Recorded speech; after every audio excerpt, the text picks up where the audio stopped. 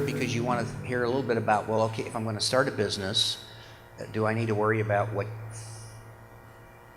what form I operate the business in?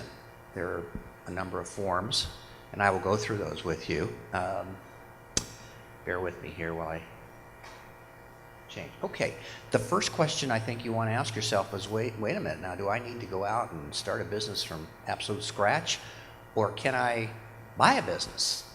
There seem to be a lot of advantages to buying a business. I want to distinguish a franchise from a non-franchise business, a going concern. When you buy a franchise, whether it's a McDonald's or anything else, the franchisor tells you how to do everything. Everything. There's no creativity on the part of the franchisee. The benefit, of course, to a franchise is that they usually have a very well-established body of goodwill. Everybody knows McDonald's. If I go to McDonald's in New Jersey, the food will usually taste the same as it did in New York or in California or in Louisiana. Although I did go to a McDonald's in Taipei about 15 years ago and it didn't seem quite the same. Nevertheless, I went in there because I trusted the business. That was the main thing. Same thing with other kinds of franchises. To start a franchise, it's not an easy thing to do, by the way. I worked for a franchise company for a short time, and there's for registration at the federal level, there's registration disclosure in California. There's been a lot of bad things with franchises in the years before, so they've made it harder to start a franchise. But back to the point of the franchise, if you want to buy a going concern and you don't feel that you're ready to create the business from scratch, a franchise can be a great opportunity. The problem with the franchise is if it's very popular, like McDonald's, Taco Bell, and I'm sure there are other franchises I haven't thought of, they're expensive to start with. And then you annually pay a royalty to the franchisor. The pluses are they do advertising and on a regional basis, which you couldn't afford as an individual by and large. So there are pros and cons. But as I say, you may not get a franchise where you live. They may tell you, well, the most recent franchise that's available is in Phoenix, Arizona. And if you want to buy a franchise, that's the one that's up for sale. So there are some disadvantages to buying a franchise. But what about just buying another business that's already existing? Well, let's talk about the advantages and disadvantages of buying a business. I don't want to be in your way here. Advantages to buying an existing business. Typically, there's already a generating cash flow and hopefully profits. It's, as a practitioner who's been involved in a lot of lawsuits involving the sale of businesses, I've yet to see a business being sold that really was making a lot of profit. So my advice to you is be very careful about financial documents that you look at when you're buying somebody else's business. If you're going to be given financial statements, like a balance sheet or an income statement, just remember, if it's unaudited, those are just images on a piece of paper. What you need to really look at is the bank statements. That's the asset test, determining what revenues are coming into the business and what the expenses are. At the end of the day, that's where it counts. The other test to be considered is looking at the tax returns for several years, because people tend to understate their income. I don't mean individuals, but businesses want to understate their income and inflate their expenses as much as possible because they have to pay taxes on the profit. So those two sets of documents, bank statements and tax returns, are critical. Now, why 3 years? Well, you'd be surprised how many people will actually buy somebody else's business, generate more income for a year or two, and then turn around and sell it to the next guy saying, oh, my income was $500,000 the last 2 years. You're looking at it thinking, gee, that sounds like a really strong business. When you come to find out, he bought that business or she bought that business in order to create a very attractive item to sell. Now, I may sound pretty negative about this, but I just want you to be very careful if you're buying a business. I don't mean to spend so much time on generating cash flow, but that's really where the rubber meets the road, is how much money is coming in and how much money is going out. Now, I say most of the time businesses aren't being sold because they're making a lot of money. It's just a fact of life. On the other hand, if the owner is retiring, or if the family doesn't want to do the business anymore, or the owner's children don't want to run the business, they're not interested in running a grocery store or whatever, that may be a perfect opportunity to get a very good business that has a good reputation. One of the benefits, of course, of buying a business is having an established customer base, reputation, and employees who are familiar with the business. That's great. Again, be careful in buying any business, because the customer base isn't guaranteed. And if the business is a personal service business, like a law firm or a CPA business, that's a very personal kind of business. And the personality of the owner can play a big role in the kind of clientele. I've heard about law firms, small law firms being sold, businesses, and the return of clients is very small because there's just a lot of personality involved and trust. I think that would be particularly true with lawyers, doctors, CPAs, and things of that nature. By the way, if you don't ask me questions, this is not very much fun for you, and it's not much fun for me. So please ask any questions you want. I would also say this: if you are buying a personal service business, what you're really buying is the customer list at the end of the day. If I'm a CPA or I'm a lawyer, we can all get books and we can all get computer equipment from the same place. It's the customer base that we're really buying. And listening to our prior speaker, I have a situation right now where my client bought the business. She didn't feel that it was quite what was represented. And the seller is saying, well, look at the Yelp reviews of the buyer, which happens to be my client, and they're not very good. So my response is, well, if the Yelp reviews aren't very good, why did you sell it to her in the first place? Didn't you care about your clients? Didn't you care about your customers? So anyway, it's a kind of a catch-22. So if you're buying anything where the customer base is the key, then I'm not sure how this works now, but let's see if we can get this to go. Oh, oops.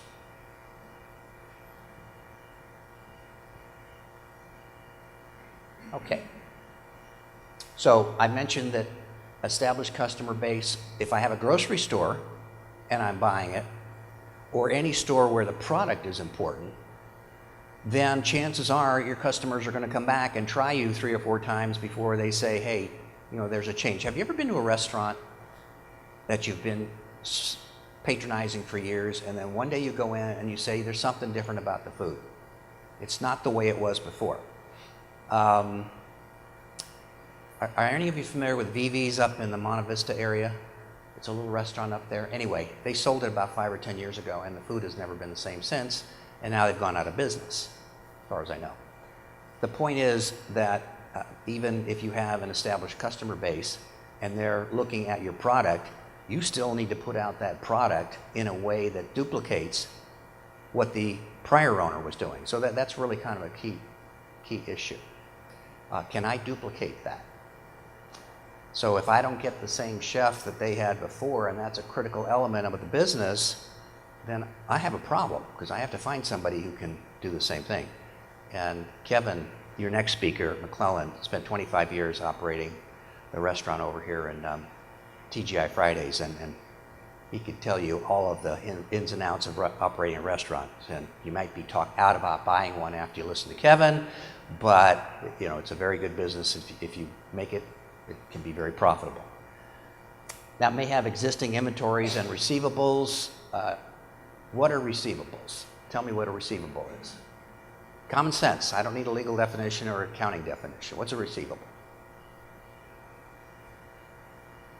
What do you think a receivable is? It's money that's owed to the business. So let's say right now I have a client who's a dentist and he's selling his business. He's done work for which he hasn't quite been paid, or he has done work and the patient is paying over time. And that money is going to come in the future. So I, as a buyer, want to know, well, are they going to pay? And are they going to pay me because I'm a new owner of the business? How solid are those receivables? You can't count them as absolutes. You never know. People sometimes don't pay their bills. Or they pay for a while and they run into a problem and they can't pay. So receivables are kind of speculative, if you will. But the fact that there might be an income stream in the future that you don't have to generate because you're already buying that debt, if you will, or the credit, that's a positive thing. It can be a very positive thing. All right. And then, of course, existing inventories can be helpful in the kind of product, depending on what you're looking at to purchase. Inventories are things that you normally would be selling. Now, some inventories are very short-lived, if you will, like food. I've had clients who buy a liquor store / mom and pop market, and the industry standard is to have somebody go in the night of the close of escrow, and this person goes around and estimates the value of the food that's there. Now, obviously, if it's a can of something, that's probably pretty steady, but how many slices of meat are left on this piece of roast beef and so forth. So it's kind of an interesting way to do it. But that's inventory. I know I will have something to sell the next day, but I want to make sure it's saleable, if you will. So it's an interesting process. Market for the product or services already exists. Presumably, if the business is done well for some period of time, there's a customer base out there. And your feeling is, well, I get a running start because I already have some customers. Again, it goes back to, will those customers give you a chance? And will they come back? Or do you have to duplicate something that's very unique to the seller business that I can duplicate? Financing is easier with an established track record. Yes, that's probably true, but I will tell you when we talk more about the formation process that typically a company that will loan you money will want you to personally guarantee it, which in essence means I'm putting my mortgage on my house up. That's basically what it boils down to in a personal guarantee. Because if the corporation or the business fails and they get a judgment against you because you guaranteed it, then they have the right typically, or at least legally, to go after the equity in your own home. Now, I don't mean that necessarily happens very often, but nobody gets a free lunch when it's a corporation or other kind of business entity. I'll explain that a little bit more later. How are we doing here? I don't know how to work this very well. Okay. Another advantage we talked about is probably has a business plan and marketing strategy already in place, and chances of success are better than starting business from scratch. That's probably fairly true. Again, the variables will be, can I duplicate the product or service? Is there a customer base that's relying on my product that I can sell? It's the same can of tuna that the prior owner sold, or is it, gee, now they have to come in and I'm going to do something personal. I'm going to cut their hair, or I'm going to work on their teeth, or I'm going to represent them in a legal action. So those are the things to think about. Now, what are some of the disadvantages? Typically, a seller of a company or a business wants money, and he or she or it wants a substantial amount of money up front. I always urge my clients, if they ask me to help them in purchasing the business, not only to look at the records that we talked about a little bit ago, but also to try to put a down payment and have, maybe 5 years or even 10 years to pay it off. That way we have a little bit of a reserve, so to speak. If we find out the business isn't what it was, my client hasn't paid everything. If you pay cash at the close of escrow to buy a business, you have lost a lot of leverage. Now, not everyone will agree to do this. Not every seller will agree to do this. And if they say, no, I want cash, that's their privilege. I mean, they aren't obligated to take back a note. So, yes, there will probably be a substantial amount of outlay. Now, how do I know how much to pay for that business? Well, that's the real tricky part. You should probably get somebody who either knows the business or is an appraiser and can give you some idea of what you should cost. There are some formulas that they use and so forth, so many times, gross revenues or whatever that case may be. But that's something that I as a lawyer, I really can't help you with. You need to find somebody who's an appraiser. Okay, loss of owner or manager may lead to disruption of operations. That goes back to my point about if they're coming to me for a personal service, cutting their hair, doing their teeth, giving them legal advice. I can just imagine a lot of them. If the person that owns the business is touching the customer, that's personal service. They're cutting my hair, or if they're doing my teeth, those are kinds of things that if that person leaves, if the person who does your haircut or is going down the street and selling their business, which gets into the question of competition and restrictive covenants and so forth, guess where the customer is going to go? They're not going to give you a chance. They're going to go to that person who's been cutting their hair or doing their teeth, or even a dry cleaner that's been doing their clothes. They're going to go there. So if it's a personal service business, you need to be very careful in buying, okay? There are costs associated with a business transfer, attorney's fees, there's a bill of sale for the products, there's often a lot of negotiation about receivables. Typically the seller wants the receivables because they did the work to justify it. The buyer wants the receivables because it's some kind of a cash flow. And if I don't collect them, then I'm out of luck if they're my receivables as a result of the purchase of the business. So attorneys aren't involved a lot. Yes, sir. What about Debt. That's the other side of the coin. I mean, let me tell you a story about payables. I had a client one time who purchased a business and they did everything right. They checked the bank statements. They had me look at some of their employment situations with their employees. They did everything right. After they bought the business, they found out that the seller had taken a bunch of bills and put them in a drawer. So those bills had not been registered in the statements. So they just looked like they hadn't come in yet. And they were obviously significant. So bills are something to be concerned about as well. So that's why you need to take a look at everything. Yeah, but it is a major concern. You may inherit inept employees or employees loyal to previous owner, but not to you. If they're inept employees, probably wasn't a very good business in the first place, so be very careful. If the employees are a very critical part of the business, be careful. If the nature of the business is that the employees would go out to the customer instead of the customer coming into a place of business, be careful. Because here's what happens. I've done this for 30 years now. You hire an employee, and we'll talk about that a little bit later, and you say, hey, I can't do it all. The only way I can expand my business is to get another employee. Here's what I want you to do. I want you to go out and make sales. They go out and they make sales. And they build a relationship with the customer. You don't have that relationship because you've hardly been out there. Then they decide, hey, I can make more money if I start up my own business.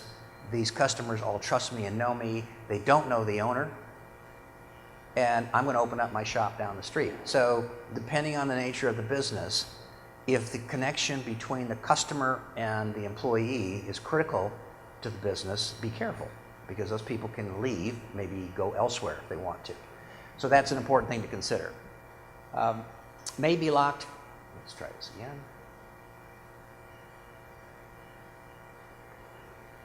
You may be locked into unfavorable existing policies, business practices, or contracts.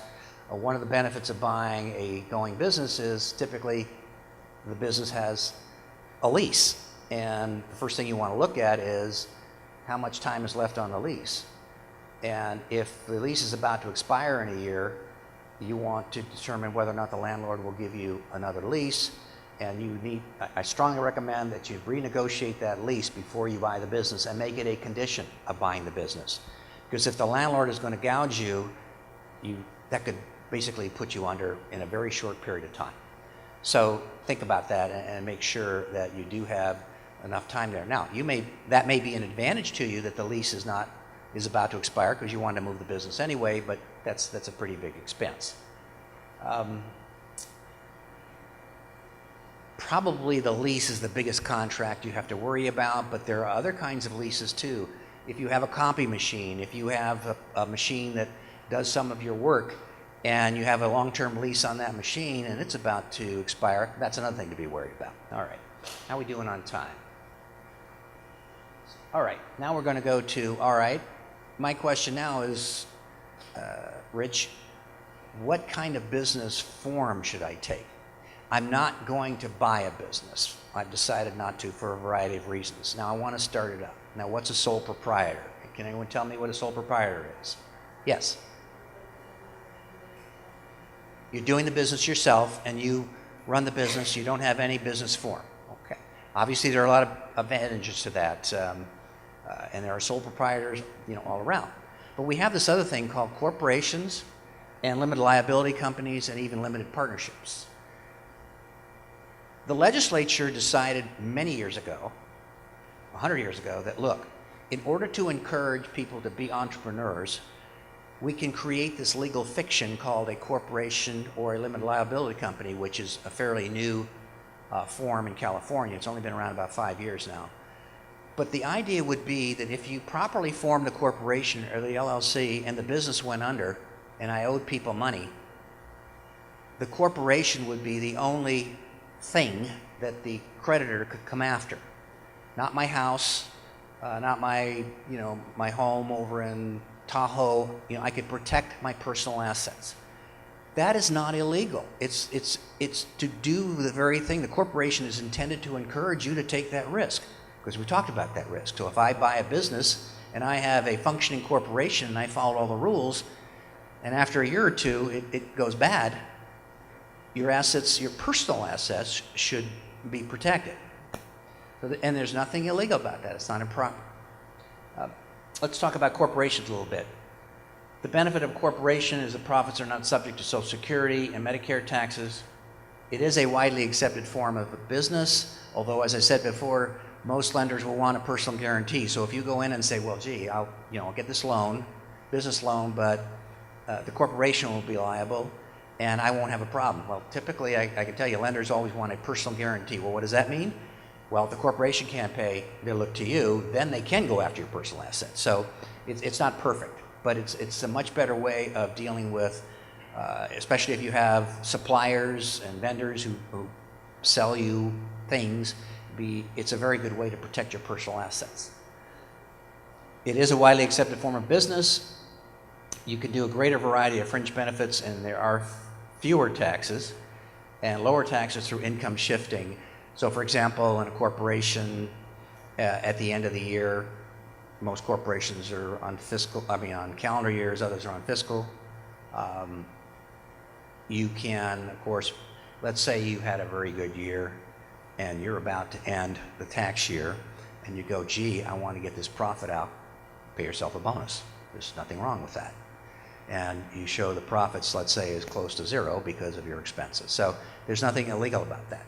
You do have a couple of concerns. You do have to do a corporate return every year. And then, of course, you still have to do your own personal return.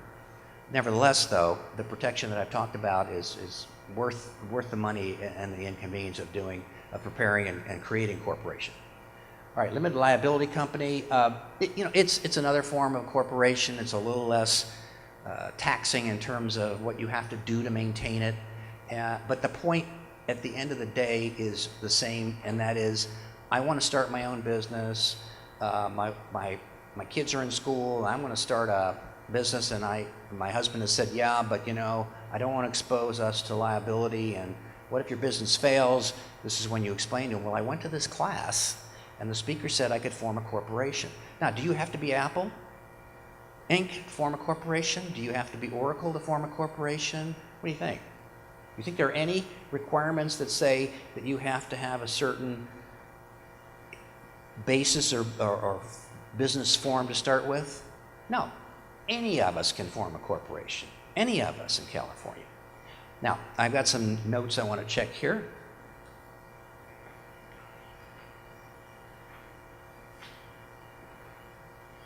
All right. My business is basically trying to deal with situations in which there's been a problem. The business owes money, and you know, we're trying to either protect the person who's built the business, or typically what a creditor will do is they'll file an action. If you're, let's say if you can file bankruptcy, of course, which is and I don't mean to sound negative, but I mean it is an option. And the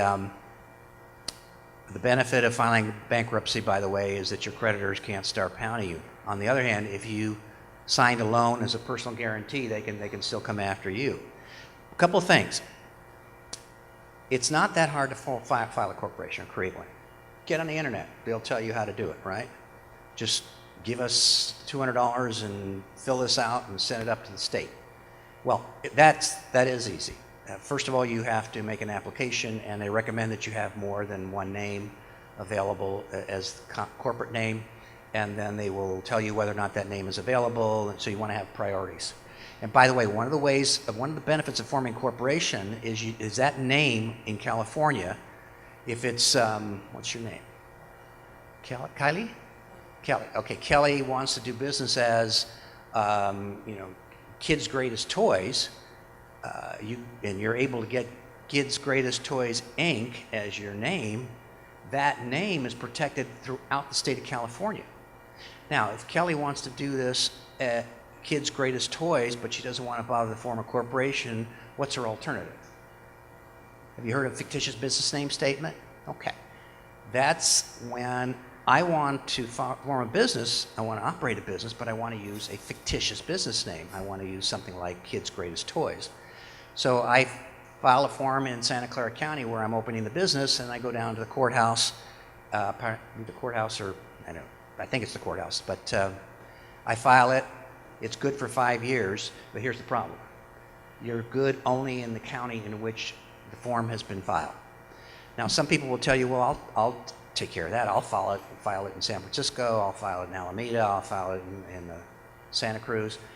Some businesses or some registrars, some courts will tell you, we won't accept your fictitious business name statement in this county unless you do business here.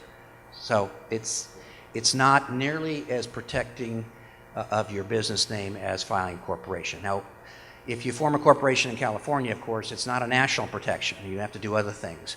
Become an Apple. There you go. Once you get that national reputation. I mean, Apple Corporation is based, I believe, in California, but they have a national reputation. So if somebody in Florida wants to start Apple Inc., they can't do it because of the national corporation. If you get to that level, come see me. All right? Here's what people do, though, that really destroy the benefits of the corporation. They form the corporation, they do the paperwork, they get the name, and they get this book, this notebook, and they put it on the shelf, and that's all they do. They don't do what are called the corporate formalities, which in the case of a corporation, you have to adopt bylaws, you have to issue stock. I see this all the time. They just don't do anything. They think that just by forming the corporation, that's all I have to do. That's one of the things that you need to be very careful about is, and you can get this on the internet, you don't have to go to a lawyer, but what do I need to do each year? You need to have an annual shareholders meeting. Now, well, I'm the oldest shareholder, fine, just have the meeting, do the minutes, put it in your notebook, and you're good to go. There's also an annual fee of $800 to the state for the privilege of owning a corporation. Ironically, whether you're Apple Inc. or your Joe Smith local corporation, it's $800 either way. That's just the rule. We also find in the formation of a corporation, people commingle funds. And you know what that means? Commingling of funds? What do you think? Okay. I'm running my corporation. I'm the only owner, and I'm going to pay my nanny that takes care of my kids at home through the corporation. I'm going to create that.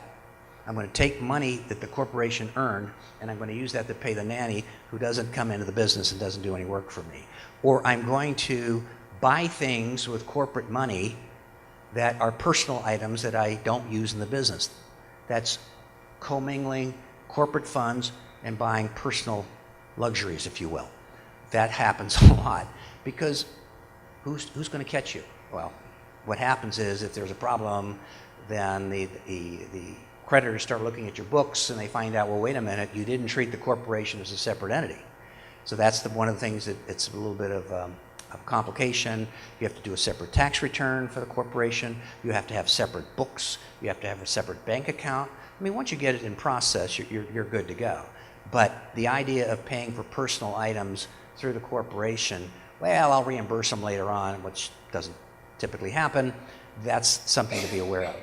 The third thing, I mentioned the first one's failure to follow corporate formalities. The second one was commingling corporate funds with your personal funds.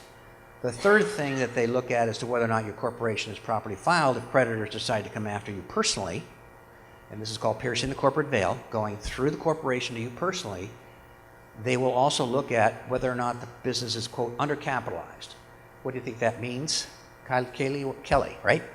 What do you think it means? Right, exactly. Now, how do I know it's underfunded? Well, it's going to vary depending on the nature of the business, right? If I do a personal service business and I'm the business, I don't have to go out and buy a lot of equipment, let's say. It's just I do my CPA work and I have my computer, and so I don't have to have a big capital investment into products.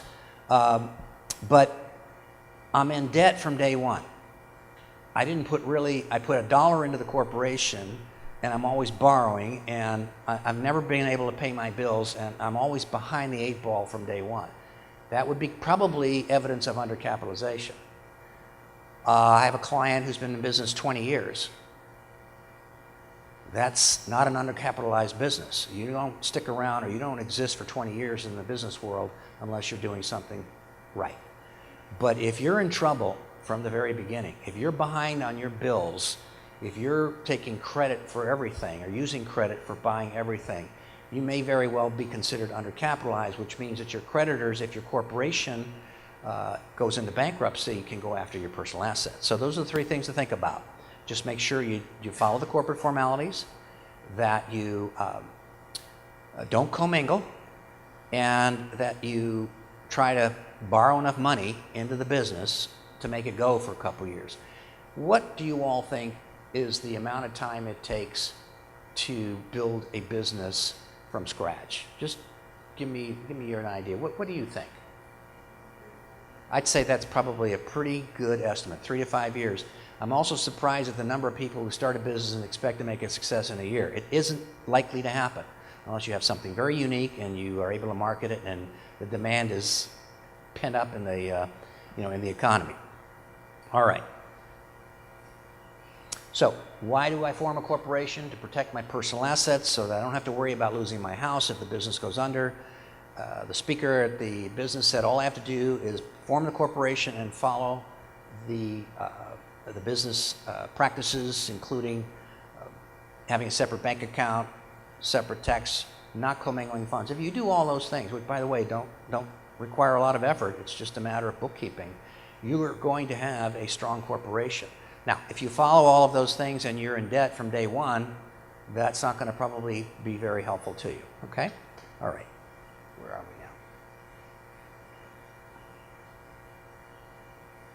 now? What are the legal and tax implications of each type of structure?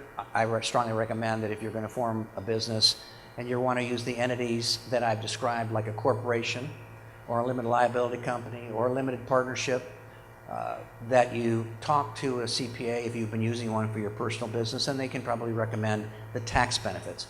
My job is to try to tell you what I think the asset protection benefits are of a corporation, and to assure you that forming a corporation or an LLC for the purposes of protecting your personal asset is perfectly legal. There's nothing wrong with that. That's why the legislature created these legal fictions, in effect, to allow you or encourage you to engage in forming new businesses. By the way, you can also buy businesses in one of these corporations. You can buy a business. You can then even buy it as an individual and then put it into a corporation. As far as the tax circumstances are concerned, you should talk to a CPA or to a tax attorney. and they will help you decide in advance whether or not that's the best way to go. For example, I have a subchapter S corporation for my business. I'm the only attorney in the business, and I have a staff. There are benefits to me because I don't have to pay a double tax. If my business has money at the end, it just, quote, passes through to me and it becomes a part of my income. Sometimes that's a disadvantage because it's more than I anticipated. But that's, again, something that the CPA can suggest to you, and you ought to get good advice before you go into it. Don't get on the internet and grab the first thing you see and say, hey, I'm just going to form a corporation. Yes, sir.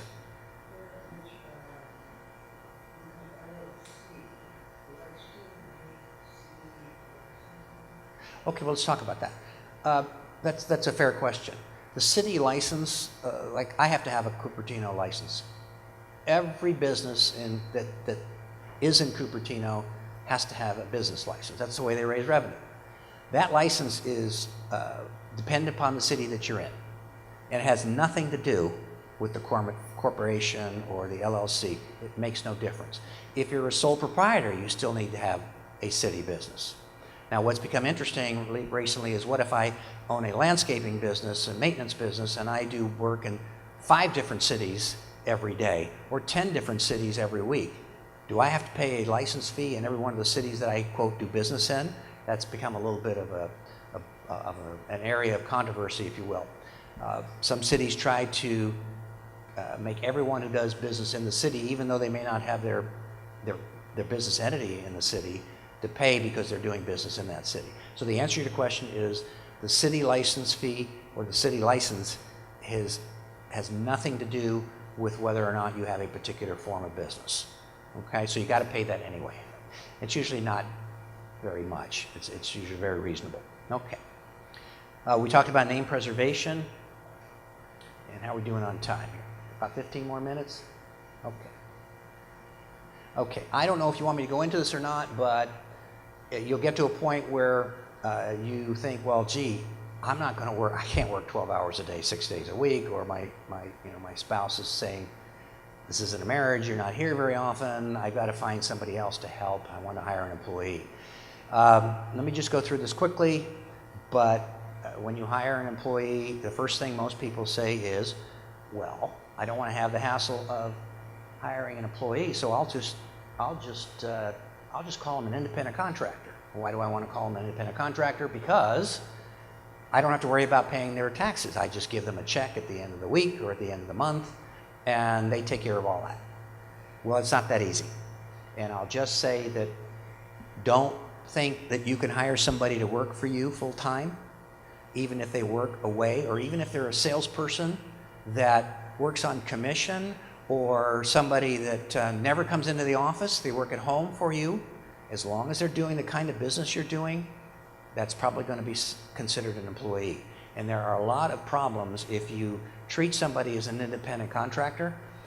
Typically what happens is this, you let them go for whatever reason, and they go to the labor commissioner, and they explain to the labor commissioner how they were not an independent contractor, they were in fact an employee, and the labor commissioner says, yes, you were, and then that's when the problems start. You have major problems, and I don't want to go into too much detail because you're probably not ready to think about hiring an employee or an independent contractor, but I have clients who don't ask first about whether or not the person I'm going to hire is an independent contractor or an employee. They treat them as an independent contractor, which means they hand them the check, which they haven't taken out income tax or other taxes, Social Security and so forth. The employee, or pardon me, the independent contractor, we'll call them worker, is let go. Then they go to the labor commissioner, who then determines that they're an employee, and now I have a big problem because if they're an employee, I have to keep a timesheet on them. And if I'm going to treat them as an independent contractor, I can't keep a timesheet on them because you're not supposed to keep a timesheet on an independent contractor because they're a separate business. So I don't want to go into a lot of detail because it's a very sophisticated and taxing determination about whether or not somebody is an independent contractor or a worker. My advice is if you get to that point, give me a call or talk to any employment attorney, and it's not worth taking a risk. In fact, I do have on here, I'm almost done. I explained to you how the government will find out that the person has been treated. It happens every time. They go down to Labor Commissioner. Labor Commissioner says, yeah, you're an employee, you're not an independent contractor. And then we have major problems as an employer. Here are some of the penalties for misclassifying worker as an independent contractor. There are state and federal penalties. There can be fines between $10,000 and $25,000. And if the Labor Commissioner is angry enough with you, they'll look for all of these and they'll try to seek the maximum penalty. Furthermore, sometimes a notice can be required as a part of the resolution of a dispute that you put on your website for a year, that you were found guilty, if you will, of not treating someone correctly as an employee, but rather as an independent contractor. There are other problems that come about, and I'm sorry about the slide here. Anyway, my point is this. It is not worth it to make the mistake. It's treating somebody as an independent contractor because it looks like it's a better deal for you, fewer taxes and less hassle. That's just basically a problem waiting to happen. So I will close with that, and I hope you got some information. The main thing I want to leave you with is forming a business entity is perfectly legal. You can do it from day one, or you can do it after you start your business. Maybe a little bit before that. Buying a business is a great way to get rolling, but be careful. If you form a corporation, remember those things I mentioned. Got to have enough money, got to follow the corporate formalities, and not commingle your funds. And then when you're ready to hire a worker, then you maybe give me a call. And don't do it yourself, because it's very, very difficult. There's like 20 different criteria that the government looks at to determine whether somebody's a worker or an employee. Anyway, I hope you got something out of this, and I'm glad you came this morning. And thank you very much. All right.